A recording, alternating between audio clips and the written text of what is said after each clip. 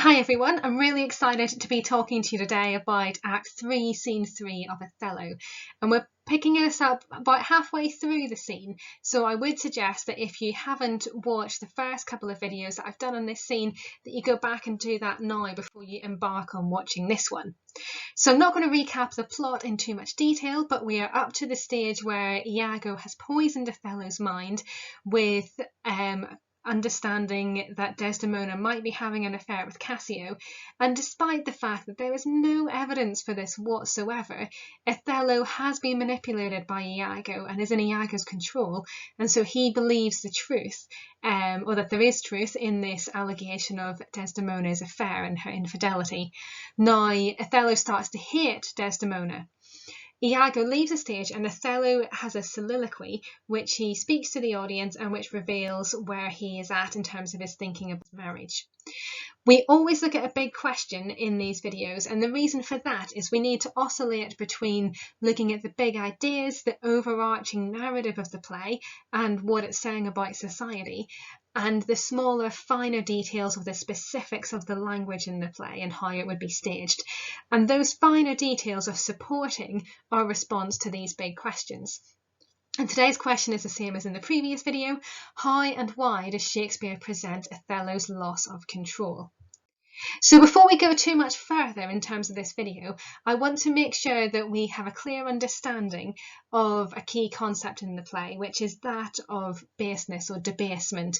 And if you think about, for example, I don't mean debasement in the same exactly the same meaning here, but the basement of a house would be at the very bottom. So debasement is everything that's associated with this kind of visual metaphor, whilst transcendence is to do with being up high. And if you think about the word transcendence, we have got this prefix trans, which means to go across. So if you think about the word transgression, for example, it means to cross a boundary, to cross a line, to commit a sin. So transcendence means to go across something.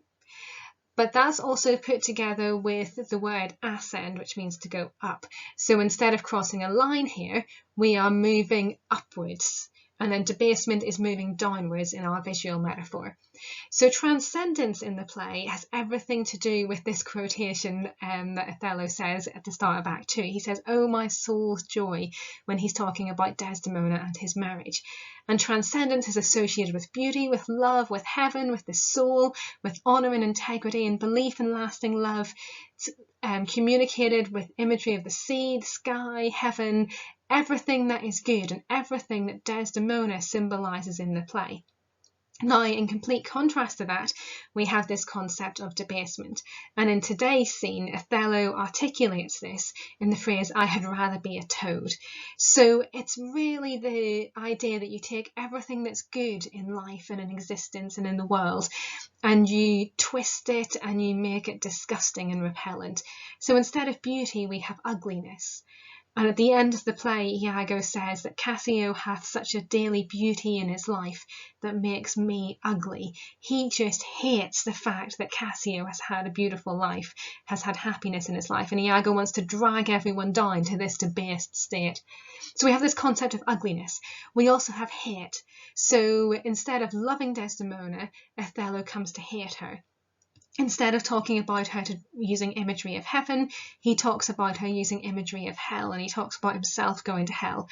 Instead of articulating a love that's to do with the soul, so "oh, my soul's joy," this emotional connection, he talks about bodily lust, and he becomes obsessed with the physicality of Desdemona's body.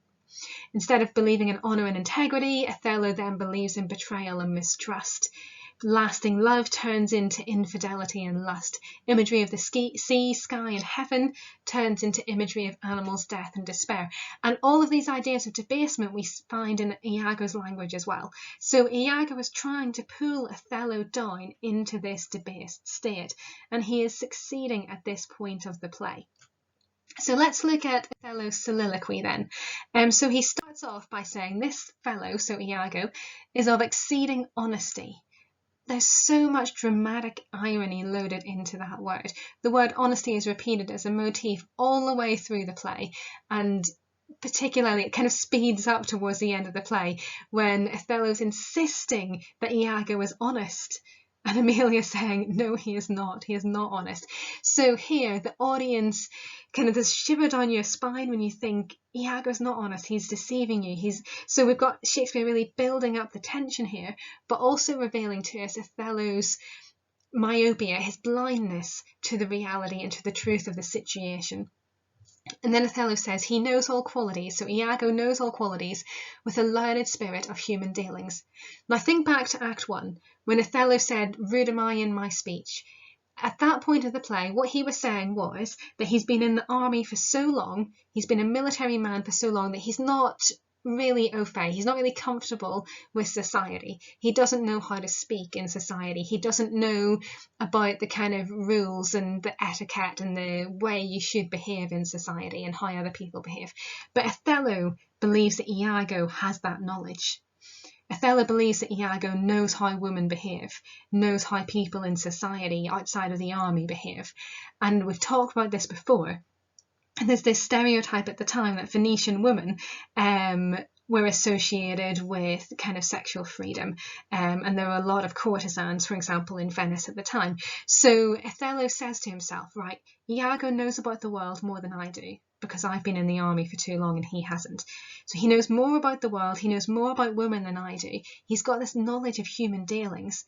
Therefore, he must be right and I must be wrong. So Othello is trusting Iago's knowledge here.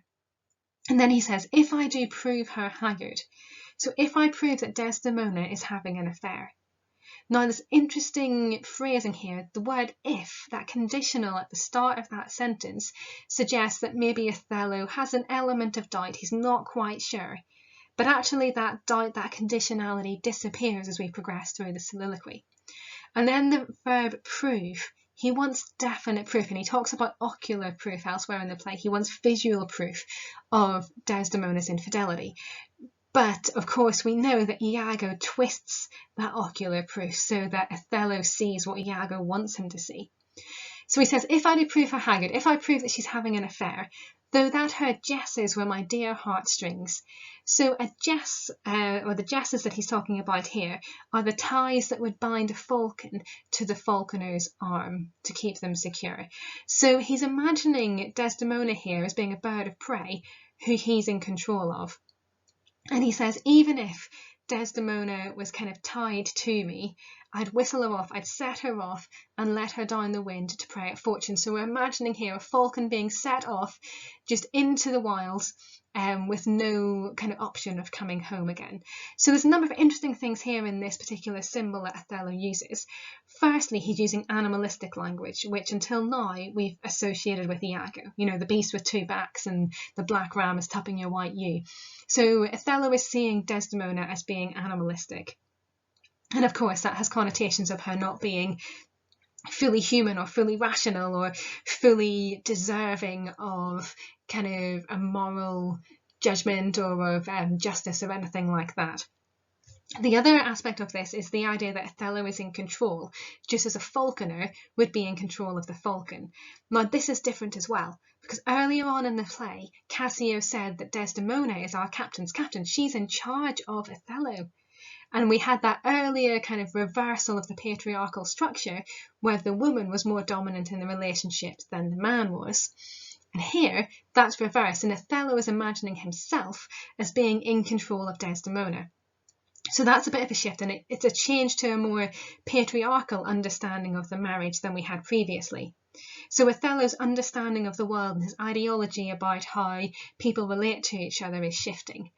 And then he says he's just going to let her go. He's going to let her go into the wild to prey at fortune. Now, this idea of the bird of prey is also interesting. He's seeing Desdemona partly as animalistic and debased, but also as someone who might be a predator. So he's almost imagining that maybe she has preyed on him and that he is in some way her victim and that he needs to take revenge for this. After that, he says, happily for I am black. So perhaps because I'm black and have not those soft parts of conversation that chamberers have. So there, again, he's very self-conscious about his inability to speak properly.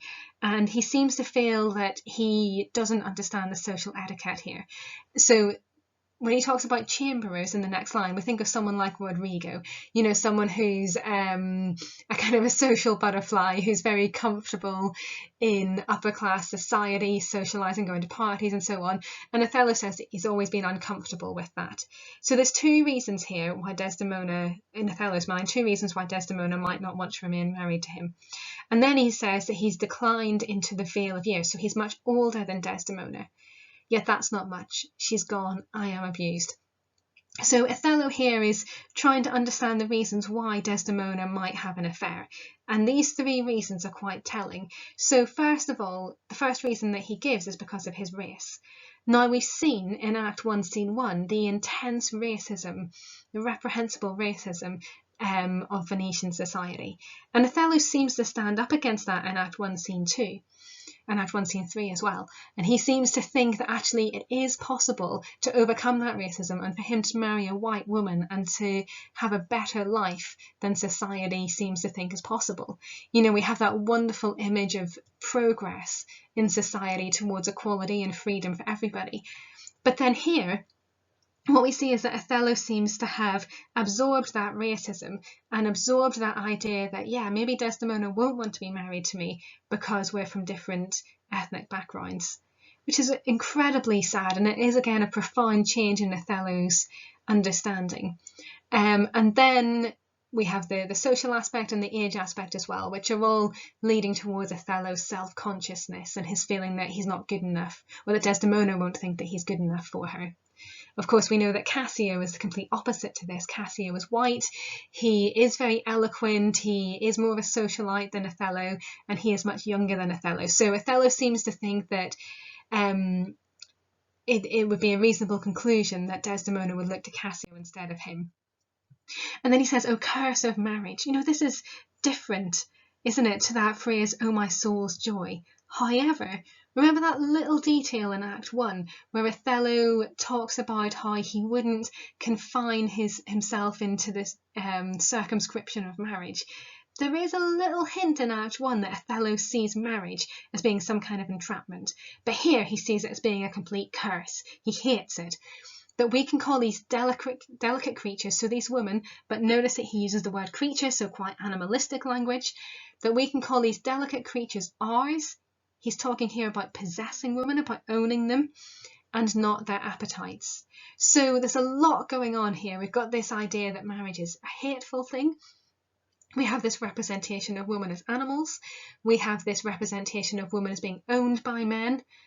And then we have this association of women with a sexual appetite, with lust, which comes from the kind of stereotypes of Venice at the time. And of course, all of this is the kind of thing that Iago would say. So what we see is that Othello's understanding of the world is becoming more and more similar to Iago's, as Iago drags him down into this idea of debasement. And then we have this line. Othello says, "I'd rather be a toad and live upon the vapour of a dungeon than keep a corner of the thing I love for others' uses." So he would rather be an animal and have a horrific life than allow even a little bit of Desdemona's body to be used by other people. We have the image of the plague as well a couple of times towards the end of the soliloquy, and remember how that would resonate with the audience of the time. They were struggling to survive the plagues that tore England apart in the medieval period, in the Renaissance period, and the theatre would have been closed at times because of the plague. And so the plagues were seen as being unstoppable, as spreading really quickly. Death from a plague would have been much faster than any kind of consequence of the coronavirus that we have. They talk about people with the sweating disease waking up ill in the morning and being dead in the evening. So this idea of the plague is much more hellish and disturbing than it might appear to us today. And that final line, he says, "When we do quicken," they talk about the quick and the dead, the living and the dead. So quicken means when we do come to life, when we are born into this world. So he seems to think here that being born into the world, being quick in this world, is to be plagued, is to experience horrific situations. So linking this to our big question then, what we see in terms of Othello's loss of control is that he believes completely in what Iago has said, and that he's moved from that idea of conditional, if I do prove her haggard, to the more definite conclusion at the end of this speech that he seems to be pretty convinced that Desdemona is having an affair. And he's starting to lose his control over his rational thought as well. So he's not thinking things through particularly clearly, but he's depending entirely on the ideas that Iago has planted into his head. Okay, so in terms of independent learning for this video then, my suggestion is that you copy the table that we talked about earlier and that you find a quotation from the play to support each idea. And it might be interesting to think about which different characters would match which side or which point of the play. So, for example, there would be lots of quotations linking Desdemona to the idea of transcendence and lots linking Iago to the idea of debasement. But Cassio and Othello, for example, might move between those two columns. So thanks very much for listening, and we will look at the next section of Act 3, Scene 3 in the next video.